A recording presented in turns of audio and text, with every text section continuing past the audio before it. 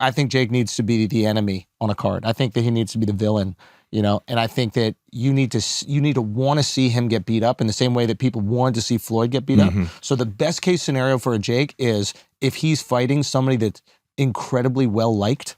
KSI, yeah. KSI or Nate Diaz. KSI in this country, like, is like nothing in America. Yeah. Like, he is huge. He is loved.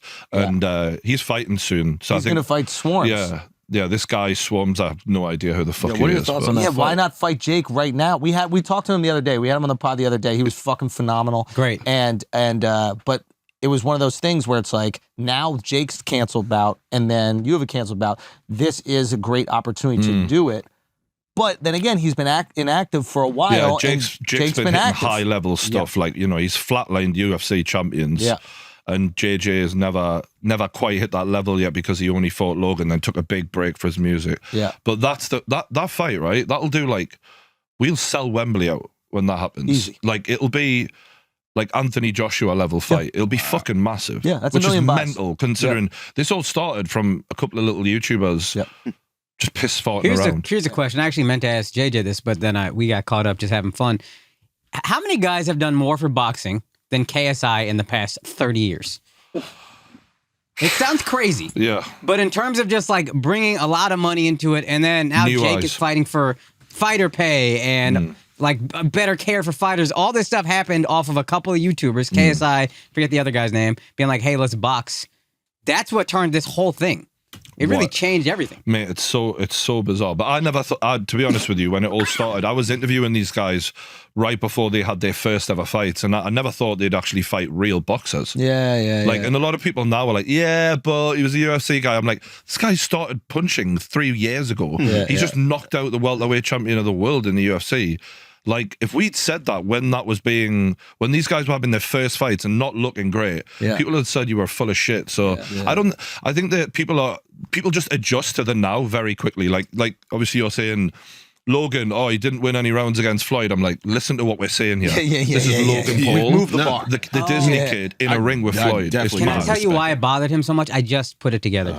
If a white guy with no boxing experience took 3 rounds off of the greatest black boxer ever, but also happens to be black, that really is a blow to the fact that white people can't fight. Because that's something Alex believes in. White people can't fight. Alex thinks he might be able to beat you up. I think Floyd has always loved the white guy versus the black guy theme. Well, that's why he made the Conor McGregor fight. Yeah, I think he knows it makes a lot of money. Yeah, he knows. Those are the highest grossing fights always. You think if Conor's black, he doesn't take the fight? Yeah, I agree. I think it needed that element, and because Floyd's a businessman, he understands what it triggers people on a level. As much as the average guy doesn't give, I don't know. I think maybe the average guy does get invested by that. I don't know, but I don't. I don't give a shit. I think there's multiple storylines. I think with boxing specifically or fight sports specifically, you need like fan base. It's almost like football or soccer. You need like the entrenched fan base. Yeah, it needs to be tribal. And I think that's why the biggest fights now are like Mexico versus Philippines. Yeah.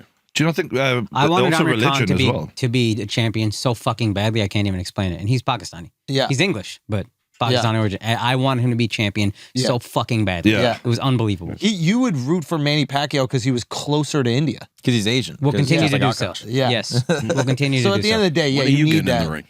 Yeah. What am I getting? Podcast fights. He did a whole documentary on 35, man. Fuck that. Like, I train, but I'm not like, my ego isn't there anymore. Do you know when these young 20-something lads are like looking at each other? I'm like, I don't give a fuck if you could beat me up anyway. Like, I don't even, it's just fun for me. Well, success definitely satisfies that part of the ego. If you were 22, would you have done it? Yeah, absolutely. I would have been challenging every fucker. But my ego back then was so different to what it is now. Now when people talk shit about me on the internet, I'm like, cool. Okay then. Like because it's different. If someone's in your face talking shit to you, that's one thing. Yeah. But if someone's talking shit on their YouTube channel, I know they're just doing it for the views and all that. Yeah. So I'm like, I know they want a response from me, so I can help build their. That was why when Logan bit, I was like, got him. Yeah. Got him. Fucking yes. But I'm now happy where I am. Yeah. You know what I mean? I'm not bothered about any of that. I've heard you say you have a chip on your shoulder. Do you still have that? And if so, how do you reconcile that with, okay, but I'm still not going to get affected by this internet shit? I've got a chip on my shoulder about getting like respected as a content creator. Yeah. That sort of shit. Like, I I guess like a comedian would when you feel like you're the guy as a comedian, you want people to recognize that. It makes you better at what you do. It makes you put that time and energy in that the next guy isn't doing. So I think that's a healthy way to have your ego make you work harder. But it's when people trick you into doing dumb shit that your ego is not under control. For example.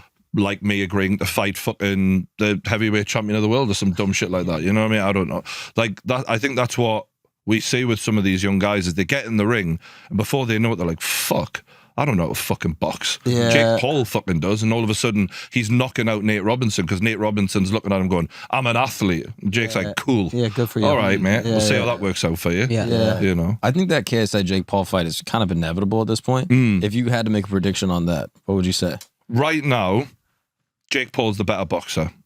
But I think Jake and JJ mentally are very similar. They're both evil motherfuckers. They both have that like dogs, that nastiness in them. They both want to hurt people. They both take enjoyment out of knocking other people out. Like that. So I think that by the time, that's why JJ is taking his time to get there. By the time it happens, I think they're almost the same height, same size, same reach, same. So it's going to be really interesting because they're both like kings of their own sides of the globe and all that. So it's very hard. It's like a flip of a coin at that point. There's a, we were talking to Jake and Jake seems concerned about fighting a quote unquote real boxer.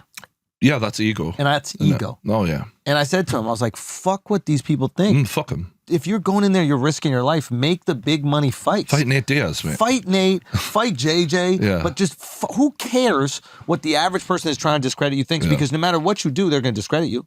Tyron Woodley, classic example. No one would have thought he'd even get in the ring with him. He flatlined him, and everyone's like, he's an MMA it's a washed-up MMA guy. Yeah. You're never going to satisfy.